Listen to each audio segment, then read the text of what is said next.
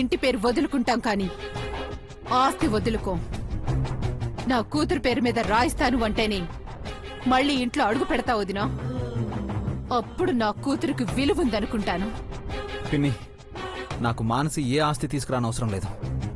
అలాగే గౌరవ్ కూడా మృదులా ఉంటే చాలు. మొత్తం ఆస్తి అంతా సరే ఓకే. ఇప్పుడు ఓకే కదా? ఇంకా కావాలంటే మీ అన్నయ్య నేను కూడా ఇంట్లో ఉండం, ఎటైనా వెళ్ళిపోతాం. అంతేకాని పిల్లల జీవితాన్ని బలి చెయ్యొద్దమ్మా. మన బంధాల్ని దూరం చెయ్యొద్దు. అయితే మాటివ్వొదినా.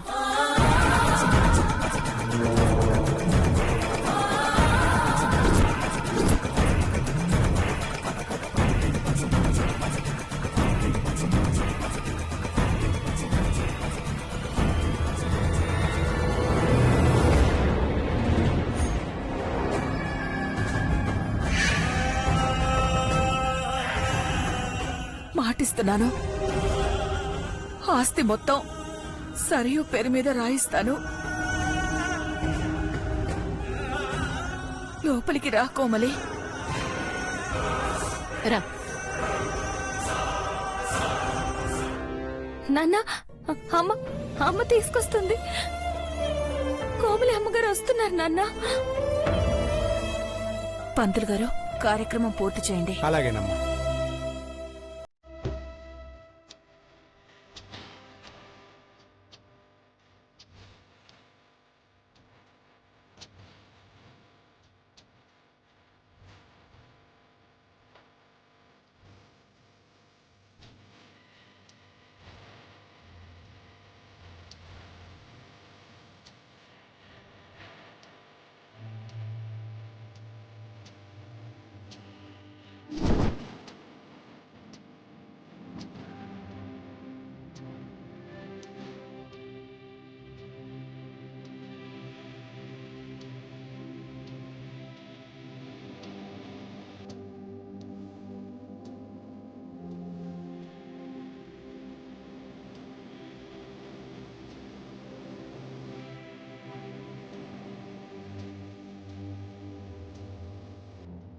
అయ్యా, అమ్మాయి చేత మీ ఇంటి పేరుతో నామకరణం చేయించండి.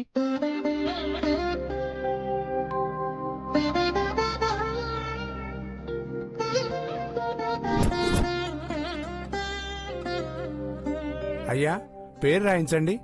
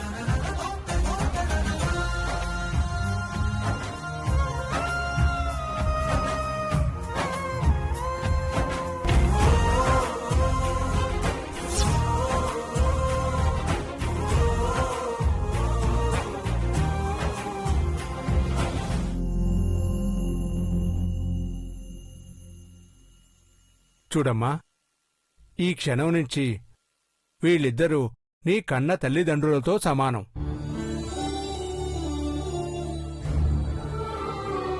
తల్లిదండ్రుల పట్ల పిల్లలకుండే ప్రేమ, అభిమానం, బాధ్యత అన్నీ కల్మషం లేకుండా చూపిస్తానని మాటివ్వు.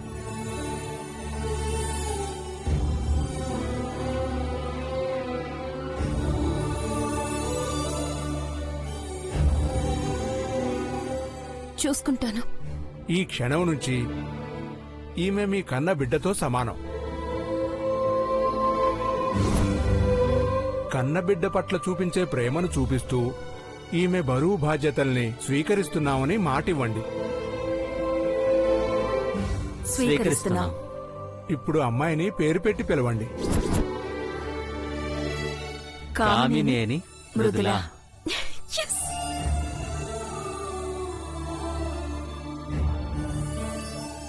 అందరి దగ్గర ఆశీర్వాదం తీసుకోమ్మా.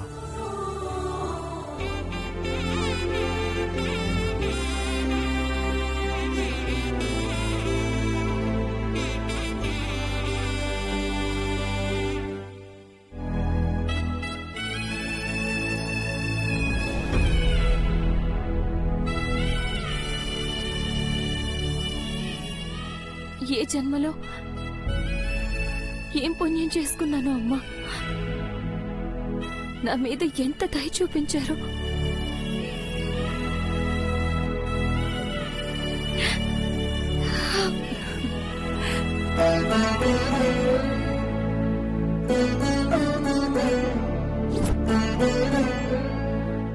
అమ్మ దగ్గర ఆశీర్వాదం తీసుకో.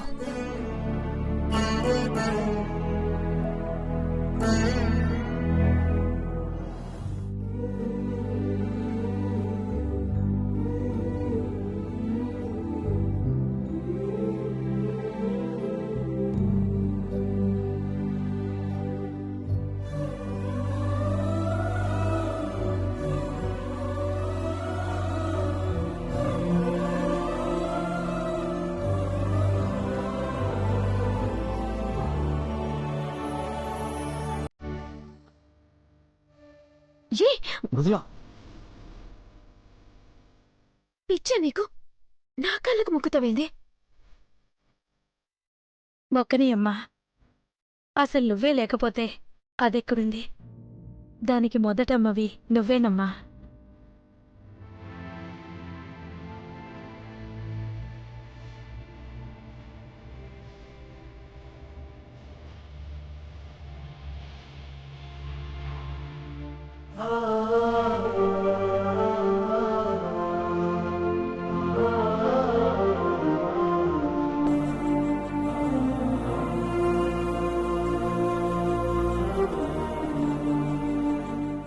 బావ దగ్గర ఆశీర్వాదం తీసుకో.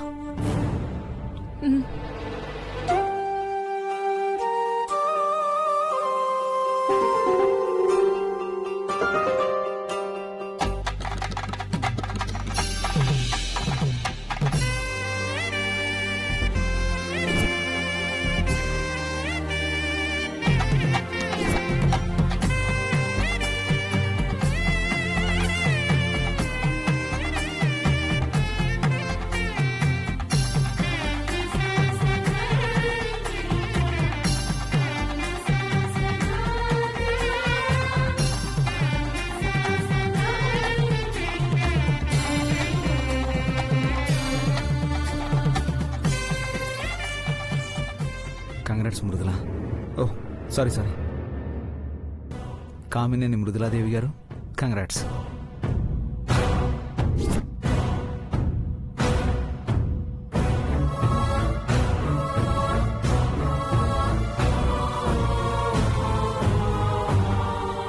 అమ్మా, నాన్న, రేపు గౌరవ్ రాగానే నిశ్చితార్థం తర్వాత పెళ్లి ముహూర్తాలు పెట్టిస్తే మీ ఇద్దరి కూతుళ్ళు పెళ్లి కూతుళ్ళు అవుతారు.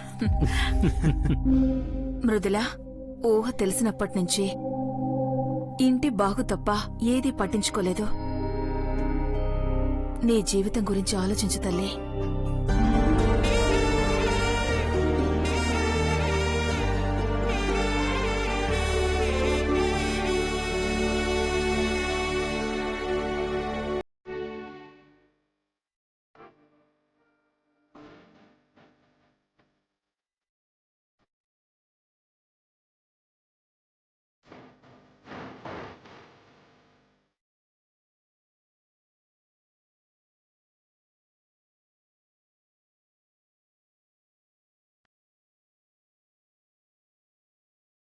ఏమైంది భారతి?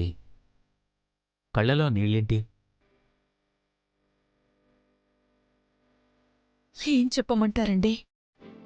జరిగింది ఒక్కొక్కటి తలుచుకుంటుంటే గుండె తరుక్కుపోతోంది. అప్పుడెప్పుడో వాళ్ళమ్మ నా ప్రాణాలు కాపాడింది కాబట్టి మృదుల మీద అంత ప్రేమ చూపిస్తున్నావని అందరూ అనుకుంటున్నారు గాని మీరు చెప్పండి, అది మన మీద చూపించిన ప్రేమతో పోలిస్తే మనం దాని మీద చూపించే ప్రేమ ఎంత? నిజమే భారతి, ప్రేమకి ప్రతిరూపం మృదుల. ప్రేమని పంచడంలో తనకెవరం పోటీ రాగలం? మన కుటుంబం సంతోషం కోసం, నేను వదినతో మాట్లాడడం కోసం ఎన్ని పూజలు చేసింది, ఎన్ని గుళ్ళు గోపురాలు తిరిగింది.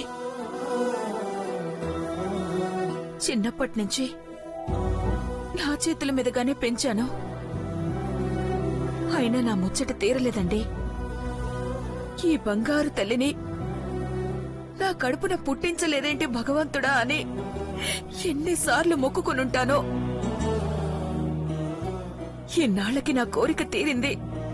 ఆ భగవంతుడు మీ నోటి వెంట ఆ చల్లని మాట అనిపించి ఈ చేతులతో దత్తత తీసుకుంటుంటే ఎంత పరవశించిపోయానో నాకు తెలుసండి. నిజమే భారతి, పురిట్లో మన కన్నబిడ్డల్ని చూసినప్పుడు కలిగిన సంతోషానికి మించి 10 రెట్ల సంతోషం ఈరోజు కలిగింది. మనం బిడ్డగా తనని దత్తత తీసుకున్నా అది మాత్రం మనకమ్మే. చెల్లిపోయిందనుకున్న రక్త సంబంధాన్ని దగ్గర చేసింది. ప్రతి క్షణం నా ఇంట్లో సంతోషాన్ని నింపింది. తనకెంత చేసినా తక్కువే. అందుకేనేమో భగవంతుడు ఆలస్యంగానైనా ఈ నిర్ణయం తీసుకునేలా చేశాడు. అయినా ఎంతో సంతోషంగా ఉండాల్సిన ఈ సమయంలో ఎందుకు కళ్ళలో ఆ నీళ్లు? ఎందుకు ఏదో వెలితి? ఏమోనండి, పిల్లలందరి పెళ్లిళ్ళు జరుగుతున్నాయని సంతోషంగా ఉన్నా ఆడపిల్లలు కదండి, పెళ్లిళ్ళయ్యాక మనల్ని వదిలి వెళ్లిపోతారు కదా. అసలు మానసి మృదుల లేని ఇంటిని ఊహించుకోలేకపోతున్నానండి. ఆ అల్లరి, ఆ సరదా, ఆ సందడి ఏవీ ఉండవు కదండి. అదంతా వెళితే కదండి. ఎక్కడికి పోతున్నారు భారతి? నా చెల్లెలింటికే కదా. అంటే మన ఇంట్లో ఉన్నట్టే కదా. అయినా ఇప్పుడు ఆలోచించాల్సింది దాని గురించి కాదు. మన పిల్లల పెళ్లిళ్ళు అంగరంగ వైభవంగా కన్నుల పండగగా ఎలా జరిపించాలా అని.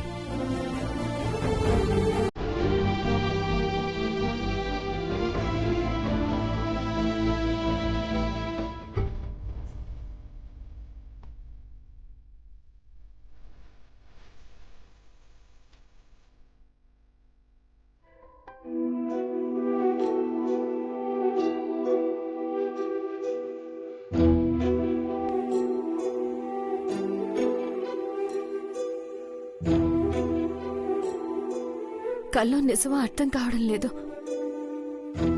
ఏ ఆడపిల్లకైనా ఇంతకన్నా అదృష్టం ఉంటుందా? ఎక్కడో పూరి గుడిసెలో పెరగాల్సిన నేను ఈ ఇంట్లో పెరగడమే ఎక్కువ అనుకుంటే, ఈ మనుషుల్లో ఇంత ప్రేమ సంపాదించుకుని ఈ ఇంటి బిడ్డనే అయిపోయానంటే ఇంతకన్నా అదృష్టం ఏముంటుంది? ఏం చేస్తే వీళ్ళ రుణం తీరుతుంది? నా వల్ల ఈ కుటుంబానికి ఎలాంటి చిక్కులు రాకుండా ఉంటే చాలు.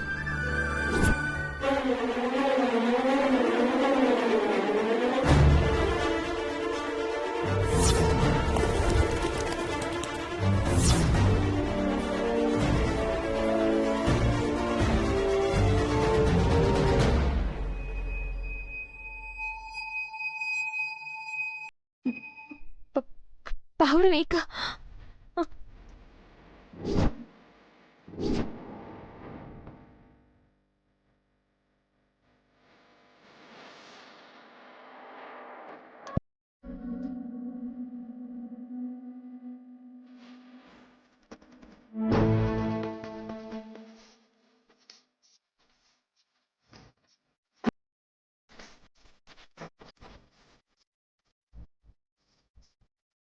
పావురం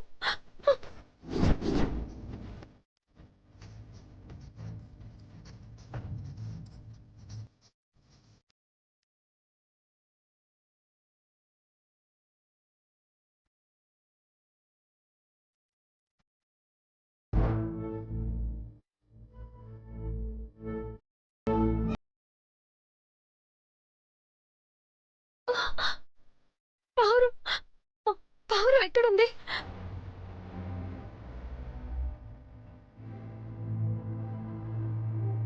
పావురం పావురం ఎక్కడుంది?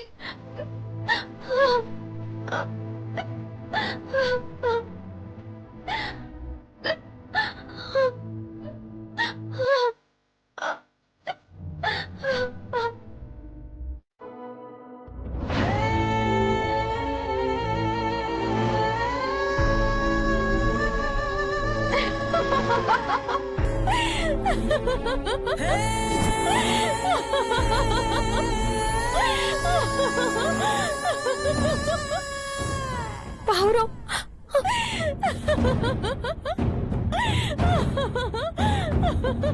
మాట్లాడండి, అడిగేది మిమ్మల్ని. నా పావురాన్ని ఏం చేశారు? మాట్లాడరేంటి? ఏం చేశారు నా పావురాన్ని? అడుగుతుంది మిమ్మల్ని. చెప్పండి, ఏం చేశారు? మీకు దండం పెడతాను, చెప్పండి చెప్పండి చెప్పండి చెప్పండి చెప్పండి ప్లీజ్. ఏయ్, చంపేశాను చంపేశాను చంపేశాను.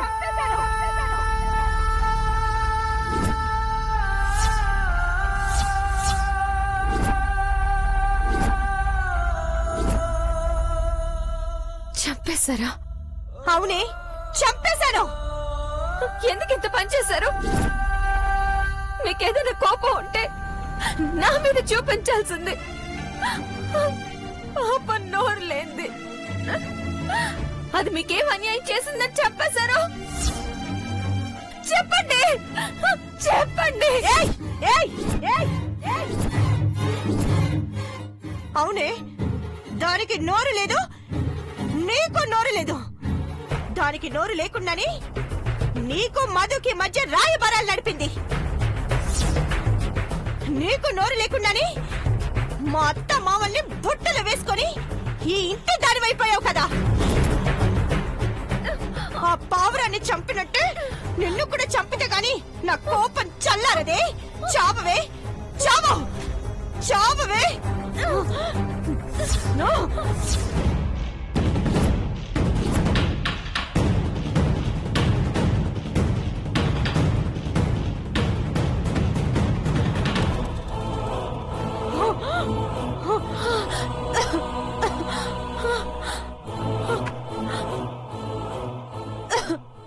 ఏయ్, నేను నీకు ఎన్ని వార్నింగ్లు ఇచ్చినా లెక్క చేయకుండా ఏకంగా దత్తపుత్రికమైపోయావు కదా. ఇక నీకు ఇంట్లో ఎదురు లేదనుకుంటున్నావేమో. ఇళ్ళనగానే పండగ కాదు, ముందుంది ముసళ్ళ పండగ. అసలు నీకు ఇంట్లో కొంచెం సీన్ ఇస్తేనే నేను అసలు తట్టుకోలేకపోయేదాన్ని. అలాంటిది నేను ఏకంగా ఈ ఇంటి బిడ్డను చేస్తే చూస్తూ ఎలా ఊరుకుంటానే? కామినేని మృదుల అంట. ఫు! అలా అంటుంటేనే నా ఒళ్ళంతా కంపరం పుట్టుకొస్తోంది. ఇప్పటి వరకు నీ మీద కుళ్ళు, అసూయ, ద్వేషం మాత్రమే ఉండేవే. కానీ ఈ క్షణం నుంచి కసి, పగ, పద్దం. ఈ లోకంలో నాకున్న ఏకైక శత్రువు నువ్వే. నీ అంత చూడందే నేను వదిలిపెట్టను. రేపు గౌరవ్ వస్తున్నాడు కదా, రాగానే సరదాలు, సంతోషాలు, నిశ్చితార్థం, పెళ్లి అని కలలు కంటున్నావేమో. గౌరవ్ ని ఎక్కడ నొక్కితే పెద్దమ్మకి మంట పుడుతుందో అక్కడే నొక్కుతా. అసలు అది ఇదని చెప్పడం కాదే, ఇక నుంచి ప్రతి క్షణం నీకు చెడుగుడే. భగవంతుడా, ఎందుకు నాకీ బతుకు అని ప్రతి క్షణం నువ్వు కుమిలి కుమిలి ఏడ్చేలా చెయ్యకపోతే నా పేరు సరయునే కాదు. Mind it. అయ్యో రామా, నా జీవిత సంగతి వదిలేయండి, మీకు దండం పెడతాను. నా పావురం ఎక్కడంతో చెప్పండి. నన్ను సాధించడం కోసం దాన్ని బలిపోతూ. ఏయ్, చెప్పాను కదే, నేనేంటో నీకు తెలియాలని దాన్ని చంపేశాను. వేట ఇప్పుడు మొదలైందే. నీ బ్రతుకు మీద నీకే బ్రతుకు పుట్టేలా చేస్తాను.